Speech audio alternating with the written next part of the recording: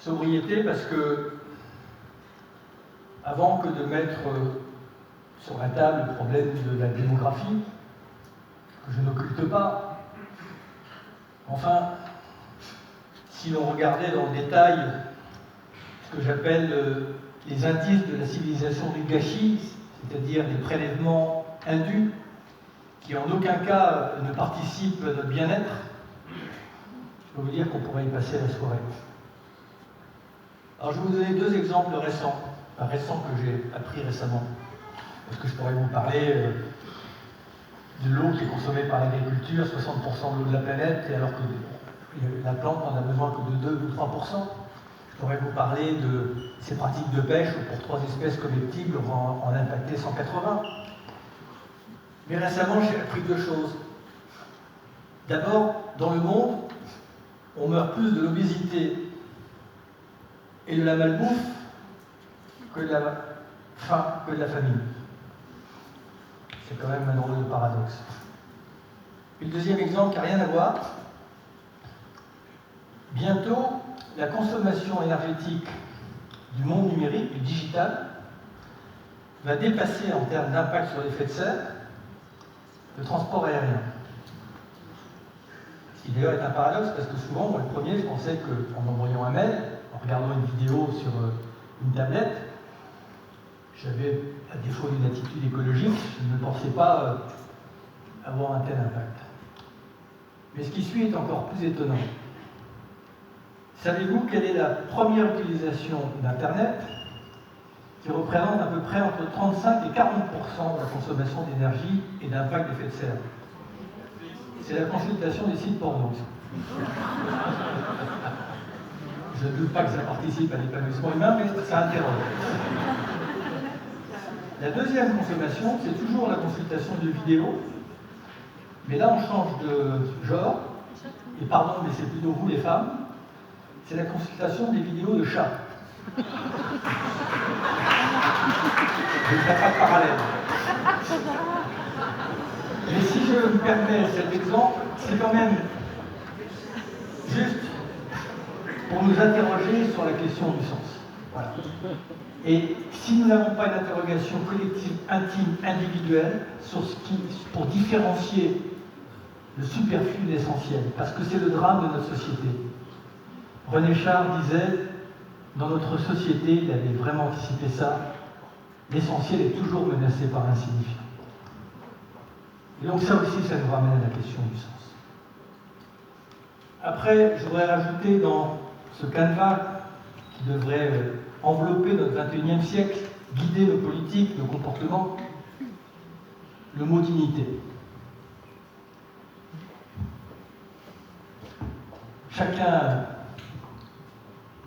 a le droit à une forme de reconnaissance de dignité. Mais cette dignité, elle est conditionnée par le mot d'après, qui pour moi doit être la valeur cardinale du XXIe siècle, c'est le mot solidarité. Et c'est là que je voulais en venir. Parce que l'écologie, c'est un enjeu de dignité, de justice humaine, et c'est un enjeu de solidarité. D'abord parce que ceux qui sont frappés en premier sont les plus vulnérables. Ceux qui sont frappés en second ne sont pas forcément ceux qui ont été à l'origine des phénomènes. La crise climatique, la pénurie des ressources, la désertification, les extrêmes climatiques, eh bien, ajoutent de la misère à la misère et de l'injustice à l'injustice. Mais pourquoi est-ce que je parle de solidarité? Je ne veux pas du tout, ici, vous donner le sentiment que je viens faire une leçon de morale. La solidarité, aujourd'hui, c'est plus une question de morale. C'est pratiquement une injonction physique. Pourquoi? Parce que ma conviction, et je vais vous expliquer pourquoi, c'est que la solidarité au XXIe siècle, ça n'est pas une option. C'est une condition. Une condition pour réaliser ou maintenir tout ce qui a de l'importance à nos yeux. Pourquoi est-ce que c'est une condition? Parce qu'il y a quelque chose qui a fondamentalement changé et que parfois les élites, malgré leur intelligence, il n'y a aucune ironie, mais comme je le disais tout à l'heure, l'intelligence c'est comme le gruyère, il peut y avoir des trous. Nous sommes dans un monde qui, en l'espace de quelques décennies, s'est brutalement, efficacement connecté.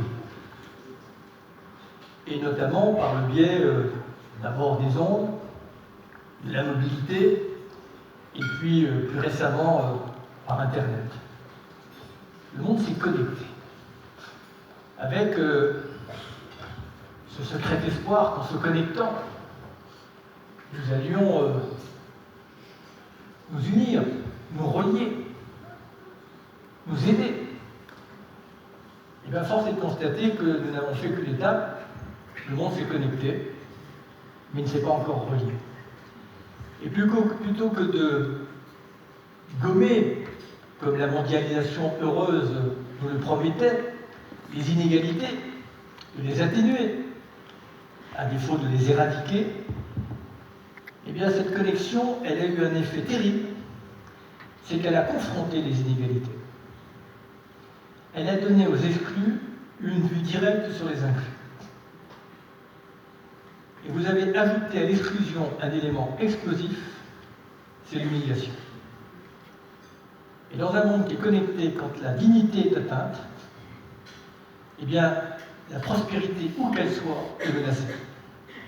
Dans un monde qui est nomade, qui se déplace, qui est fluide, où l'instinct de survie ne résiste à aucune barrière, aucune frontière, la solidarité n'est pas une option. Elle est une condition. Je vais prendre un exemple parmi d'autres pour vous dire combien ça change la donne. Quand un beau matin, comme ça arrive pour 20 000 d'entre elles chaque jour en Afrique, une femme va découvrir que son enfant va mourir d'une maladie dont on a le remède ailleurs, parfois juste de l'autre côté d'une frontière, d'un fleuve, d'une mer. Tant qu'elle ne le savait pas, elle mettait ça sur le compte de la fatalité, ça n'enlevait rien à son chagrin, mais ça n'ajoutait pas ce sentiment d'injustice. Mais quand, parce que maintenant tout se sait, tout se voit, tout se lit, elle découvre que dans son village, on était capable d'amener des bouteilles de soda sombre, pour ne pas citer la marque, mais qu'on n'a pas été capable d'amener des traitements antipaludéens pour ne parler que de cette pathologie. Eh bien, il faut comprendre que parfois, le refuge de ces damnés de la terre n'est pas celui qu'on souhaiterait. Et que le fatalisme des uns peut nourrir le fanatisme des autres. Mais c'est vrai également pour la crise climatique.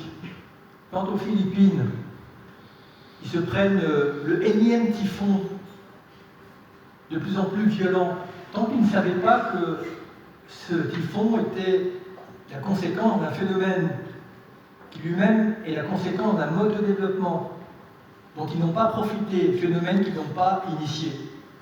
Et mode de développement qui parfois, si on veut regarder les choses avec une certaine justice, c'est fait sur leur dos.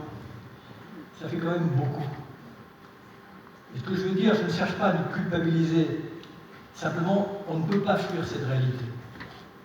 Et donc, nous n'avons pas d'autre choix que de reproduire ce qui a été une loi originelle de la nature, le partage, l'entraide et la solidarité. C'est ça le défi du XXIe siècle. La nature, elle a procédé par coopération tout de suite. Le meilleur exemple, c'est que dans l'atmosphère primitive, il n'y avait que du CO2. Qu'est-ce qui nous a aidés et a permis à la vie terrestre de se développer? Ce sont simplement les petites bactéries qu'il y avait dans l'océan qui ont absorbé ce CO2 et qui ont craché un déchet qui s'appelle l'oxygène. Et je pourrais comme ça vous montrer que tout a été coopération. Et donc si nous ne sortons pas d'un modèle, notamment économique, marchand, qui est basé sur la compétition, qui est basé sur l'exploitation, qui est basé sur l'appropriation, qui est basé sur la concentration, comment voulez-vous réduire les inégalités? Mais les inégalités, ce n'est pas simplement des inégalités d'accès à la santé, ce n'est pas simplement des inégalités d'accès à l'alimentation. Quand on sait maintenant, et tout le monde le sait, que le déterminisme d'une vie dépend pour 40% du lieu où vous naissez, de 40% de la famille dans laquelle vous naissez, simplement de 20% de son propre mérite. Est-ce envisageable d'avoir un monde aussi inéquitable, apaisé, pacifié? Est-ce envisageable pour un Africain de savoir que lui, quand il a un passeport, il peut voyager dans 3 pays, alors qu'un Européen peut voyager dans 90 pays sans visa? Je pourrais lister comme ça toute forme de choses dont on s'accommodait, peut-être parce que l'on l'ignorait, mais maintenant on le sait.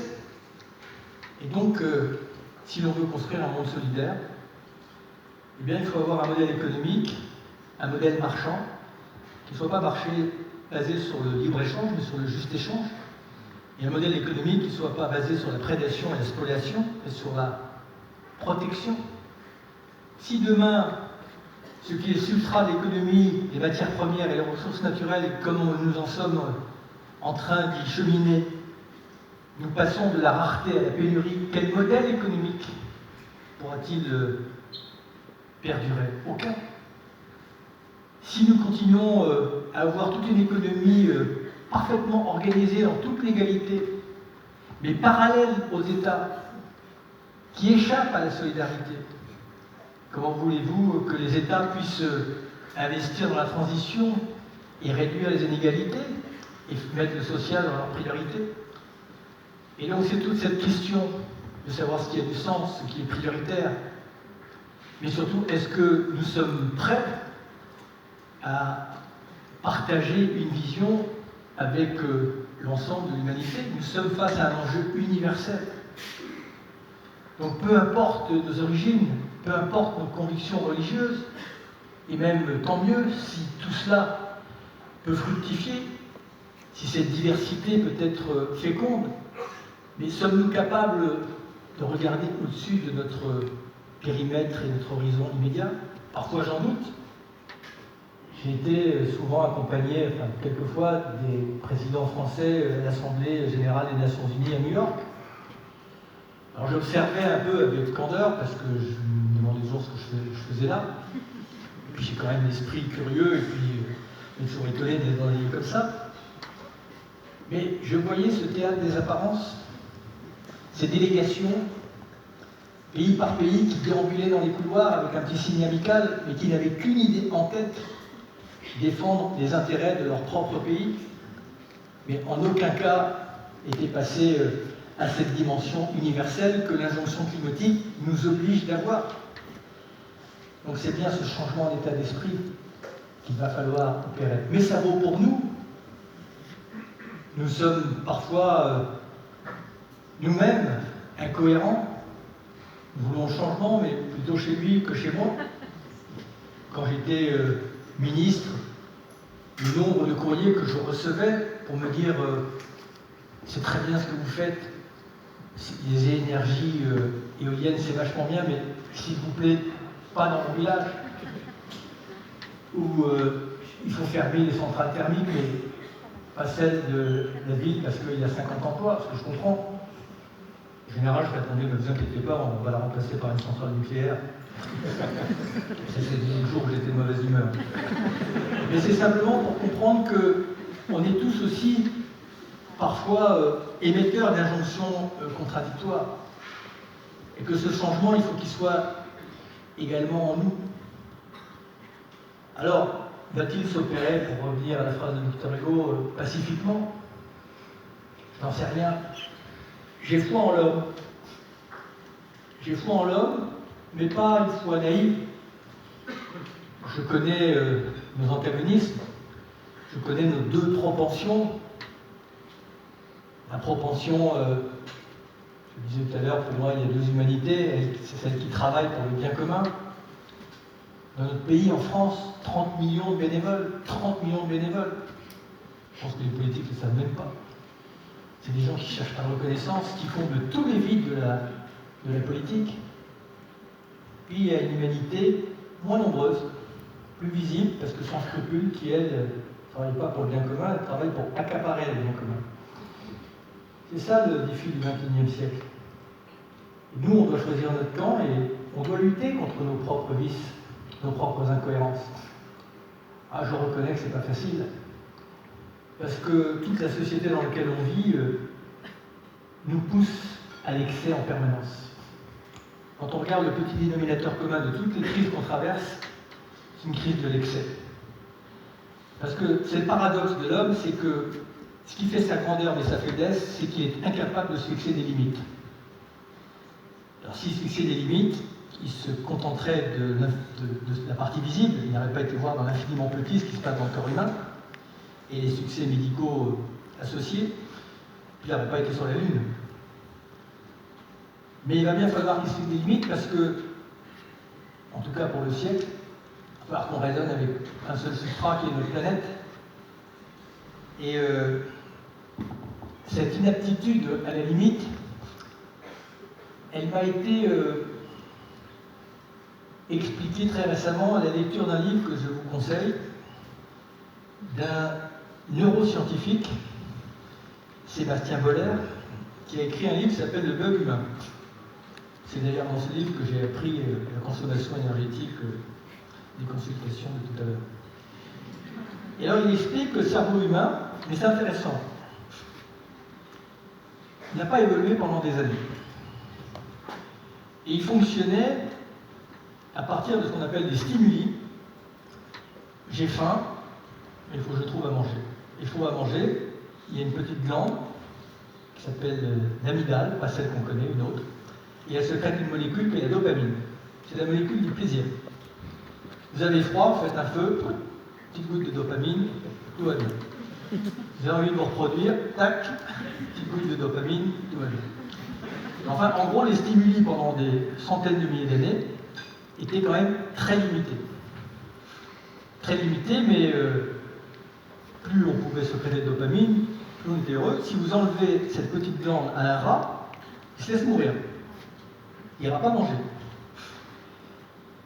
Sauf que maintenant, les stimuli dont je parlais, il n'y en a pas une dizaine, convergent vers nous des dizaines de milliers de stimuli. Toute cette espèce de force de persuasion clandestine qui nous pousse en permanence à satisfaire des désirs dont on ne soupçonnait pas l'existence la veille. Pour qu'une fois d'ailleurs qu'il a été satisfait, immédiatement tenter d'en trouver un autre. Et donc il va falloir aussi que nous résistions à ça. Alors pour essayer de conclure quand même sur une bonne nouvelle dans le livre, parce que quand on regarde ça, il dit on n'a pas de fonction stop. C'est-à-dire qu'on ne sait pas s'arrêter. En tout cas, c'est un travail difficile. Mais il dit qu'il y a 3 domaines qui peuvent permettre aussi de sécréter de la dopamine. La connaissance,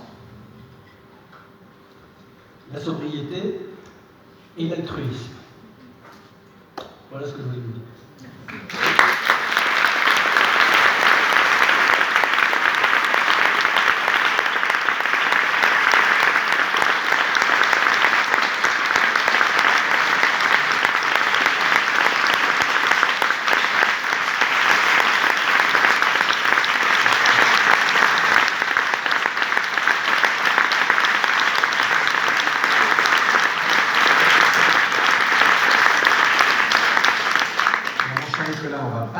Comme ça.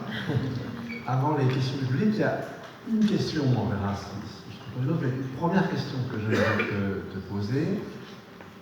Pendant des années, avec ta fondation, la fondation que tu as présidée, tu as fréquenté un peu tous les présidents de la République, de Chirac jusqu'à Macron, puis ensuite tu étais ministre, et donc tu as vu, alors cette fois-ci plus de l'intérieur que par le lobbying au bon sens du terme, tu as vu les limites du pouvoir, en plus dans un pays particulier où effectivement gouverner n'est pas une chose facile, c'est une vieille réputation. Mais quel inventaire tu pourrais faire des freins, des obstacles vus de l'intérieur du pouvoir à l'action publique?